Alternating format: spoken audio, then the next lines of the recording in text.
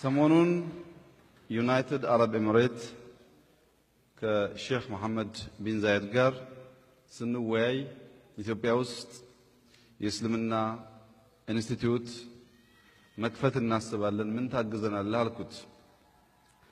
ብዙ እናግዛችኋለን፣ ምን ትፈልጋላችሁ? ማስተማርም እናስባለን አለኝ።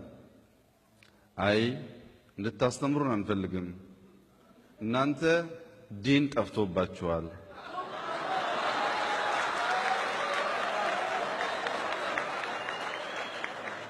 እኛ እያሰብን ያለነው ቶሎ ቶሎ ብለን አረብኛውን ተምረን እናንተን አስተምረን ለመመለስ ነው አልኩት።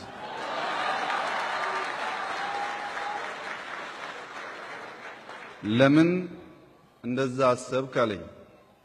ሁለት ነገር ነው የነገርኩት። እስላም ሰላም ለሁሉ የሚል አስተምሯል። በመካከለኛው ምስራቅ አልጄሪያን፣ የመንን፣ ግብፅን አሁን እያጋጠመ ያለውን ሁሉ እያፈረሰ ያለው እስላም ራሱ ነው።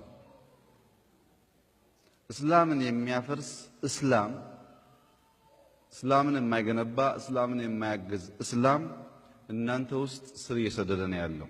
ዋናውን የፒስ አስተምሮ የሰላም አስተምሮ ረስታችኋል።